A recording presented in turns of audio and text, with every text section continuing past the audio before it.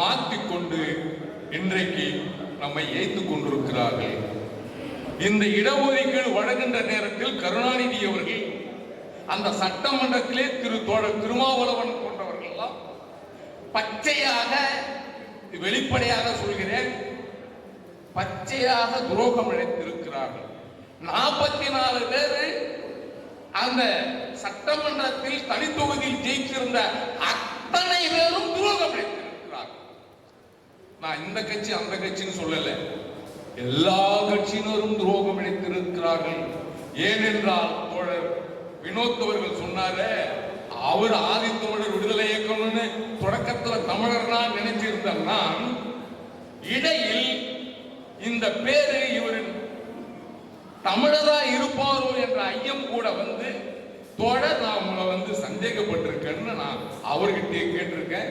இந்த நூல்ல தெல்ல தெளிவா ஒரு அறம் சார்ந்து இந்த நூல் எழுதப்பட்டிருக்கு.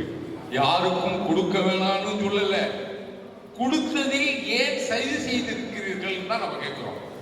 யாருக்கு கொடுக்க வேண்டும்? தமிழருடைய அடையாளங்களை மறைச்சு 72 சாதிகள்ல போறவன் வரவனெல்லாம் ஏன் கூட சேர்த்து வச்சு அந்த இடஒதுக்கீடுல எனக்கும் கிடைக்காம, தூய தமிழர்களுக்கு கிடைக்காம, முதுகுடி தமிழர்களுக்கு கிடைக்காம பிறர் அனுபவிக்கின்ற அவல நிலையில் நாங்கள் வாழ்ந்துட்டு இருக்கிறோம். போறோம் வரவெல்லாம் தலித்தியம் பேசுறவெல்லாம் அவங்க பாவம்னு சொல்றான். உண்மையிலேயே பாதிக்கப்பட்ட ஒரு பாவம்னு இன்னைக்கு ஒரு சமுதாயத்தை சொல்றீங்கன்னா அறிவு சமூகமான பரியர்கள் தான் நம்ம சொல்ல வேண்டியிருக்கு. அவன் தான் எந்த தொழில் செய்து கொண்டிருக்கிறார்கள், இவர்கள் மலமலை கொண்டிருக்கிறார்கள், குப்பை வாரி கொண்டிருக்கிறார்கள், அவளுக்கு கொடுத்ததில் என்ன தவறு என்று பேசுகிற அந்த கோமாளிகளை நான் கேட்கிறேன்.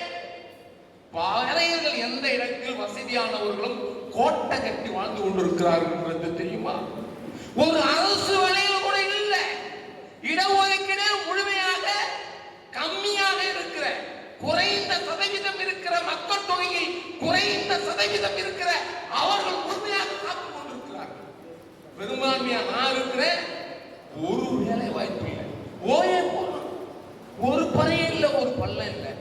எங்கேயான்னு கேட்டா இந்த உரிமைகள் எல்லாம் பிழைக்க வந்த வடுகத்தினுடைய துணையில் இருக்கிறவர்கள் எல்லாம் இந்த வேலை வாய்ப்பை அனுபவித்துக் கொண்டிருக்கிறார்கள். அதுவும் பத்தலன்னு 6% கேட்கிறாங்க. உன்னுடைய மக்கள் தொகை எவ்வளவு? 2011 கணக்கெடுப்பு உன்னுடைய மக்கள் தொகை என்ன? என்ன உன் மக்கள் தொகை? விகிதாச்சார அடிப்படையில் கொடுக்க வேண்டிய இந்த மக்கள் தொகையை தூக்கி கொடுத்த இந்த கருணாநிதியை நயவஞ்சகத்தை நாம் புரிந்து கொள்ள வேண்டாமா? மொழிக்காரன் வாழ்வதற்கு பலியிடுவதற்கு நாங்களா கிடைத்தோம்? நாங்கள் தான் பலியாடுகளா? தமிழர்கள் பலியாடுகளா? அருவத்தம்பி அழகா பாரிசாமி சொன்னார், குறிஞ்சாங்குளத்தில் காந்தாரி சிலை வைப்பதற்கு இங்கு நாதி இல்ல. தமிழ் குடிகள் எல்லாம் ஒன்றிணைக்கிறோம், ஒன்றா பேசுறோம். இன்னைக்கு திரளுவதை பார்த்தால் பிறருக்கு வயிறு எரிகிறது. இதே போராட்டம் காந்தாரி சிலை நிறுவதற்கும் இந்த தமிழ் குடிகள் ஒன்றிணைந்து அந்த போராட்டத்தை காந்தாரியம்மனை குறிஞ்சாங்குளத்தில் நிறுவுவதற்கு நீங்கள் நாம் துணை இருக்க வேண்டும். நீயும் தமிழன், நானும் தமிழன். நாமெல்லாம் சாதியாக தீண்டாமை என்கின்ற அன்னைக்கு ஒன்றும் இல்லை. சங்க இலக்கியத்தில் தீண்டாமை இல்லை. நீ உயர்ந்தவன் தாழ்ந்தவன் என்ற நிலை இல்லை, நிலையே இல்லை. யார் வந்த பிறகு இருந்திருக்கு அப்படி ஒரு நிலை இருக்கு அப்படி என்று பார்த்தால் பிழைக்க வந்தால் நம்மை முன்ன ஆண்ட வடுக வந்தேறிகளால் இந்த சூழல் வந்திருக்கு. பிறருக்கு இந்த நூல் என்ன எழுதியிருப்பேன், ஒரு சமுதாயத்தை குறை சொல்லி இருப்பேன் என்று நினைத்துக் கொண்டிருக்கிற ஒரு கூட்டம் இருக்கு. அவருக்கு சொல்கிறேன், இந்த நூல் யாரையும் குறைத்து மதிப்பிடவில்லை. நீயும் மனிதன், நானும் மனிதன். ஆனால் இனத்தால் நீ வேறு, நான் வேறு. ஆனாலும் எம்மண்ணில் எங்களுக்கு கொடுக்க வேண்டிய உரிமைகளை நீங்கள் தட்டி பறிக்க வேண்டாம் தான் நான் சொல்றேன். என் உரிமையை தட்டி பறிக்காத. நீயா நீ எனக்கு சமமா நின்று கேட்கிற அளவுக்கு அந்த துணிச்சல் எங்கிருந்து வந்தது? எப்படி வந்துச்சு? உனக்கு எப்படி வந்துச்சு? நீ யாரு? உன்னுடைய தாய்மொழி என்ன? எங்கிருந்து வந்த? ஜனார்தன் கமிட்டியில அதிலே சொல்லியிருக்காங்களே நீங்க எங்கிருந்து வந்தன்னு. இடஒதுக்கீடுக்கு எந்த ஜனார்தன் கமிட்டி பரிந்துரை செய்ததா?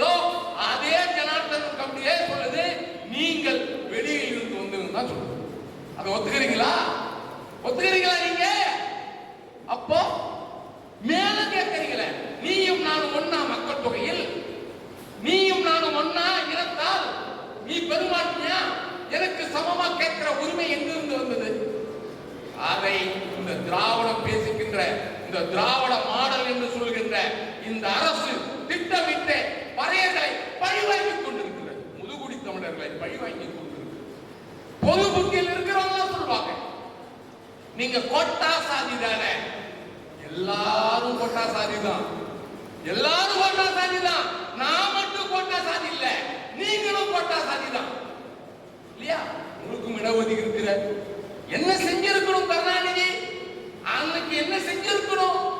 பொதுவில இருந்து நீ எடுத்து கொடுத்தா நான் பாராட்டியிருப்பேன். எனக்கு கிடைக்கிறதே ரொம்ப குறைவு. இங்க பெரும்பான்மை தமிழர்களுக்கு கிடைக்கிறது ரொம்ப கம்மி. அதுல இருந்து நீ பிரிச்சு கொடுக்கிறனா, அதை கேட்க நாதி இல்லாத போனதுடைய விளைவு இன்றைக்கு எங்க கிட்ட இருந்து பறிச்சு கொடுத்து. நீ எவ்வளவு வேணாலும் கூட்டுதா குழு, இடஒதுக்கீடு அதிகப்படுத்தி கொடு, வேணான்னு ஒருபொழுதும் சொல்லலையே. 18 இருந்து எப்படி இத்தனை 3% கூடான ஆளுகள் உங்ககிட்ட இருக்காங்களா? இருக்காங்களா? மக்கள் தொகையில் இருக்காங்களா? இருக்காங்களா? இல்ல. அப்படி இருக்கும்போது எப்படி 3% கொடுத்தா நம்ம கேட்கிறோம். கொடுக்க நான் கொடுக்கறேன்னு சொல்லல, 1.5 கொடுக்கணும். அப்படி போனாலும் 2% தான் கொடுக்கணும். ஆனால் 1% யாருகிட்ட இருந்து எடுத்து கொடுக்குற? நீ பொதுவா இருக்கிறவங்க கிட்ட இருந்து, பிசில இருந்தோ எம்பிசில இருந்து எடுத்த தில்லு இருந்துச்சா கருணாநிதிக்கு? ஏன்னா இங்கு கேட்பதற்கு முதுகுடி தமிழர் தலைவர்கள் யாரும் இல்லை என்ற ஆணவத்தில் இங்கிருந்து பிரிச்சு கொடுக்கிறனா எந்த ஆணவம் இருக்கும்? இதையெல்லாம் தட்டி கேட்கின்ற நிலை வரும். தமிழர்கள் திரள்வார்கள், தமிழராக திரள்வார்கள். அங்கங்க சாதிவாரி கணக்கெடுப்பு எடுப்பாம, மக்கள் தொகை கணக்கெடுப்பு எடுப்பாம நீ எப்படியா கொடுத்த? எந்த அதிகாரம் இருந்துச்சு உனக்கு? அப்படின்ற கேள்விதான் இந்த அருந்ததியர் உள்ஒதுக்கீடு என்ற நூலில் நாம் எழுதுகிறோம். அதுதான் நேரம் இல்லை, இங்க முடிஞ்சு போச்சு. ஆனா இந்த நூலை பற்றி சொல்ல வேண்டிய விஷயங்கள் எல்லாம் எனக்கு முன்னாடி பேசிய தமிழ் தேசியவாதிகள் பேசியிருக்கிறார்கள். அவர்களுக்கு தமிழர் சேனை கட்சியின் சார்பிலும் இந்த நூல் ஆசிரியர் என்ற முறையிலும் நெஞ்சார்ந்த நன்றியையும் வாழ்த்துகளையும்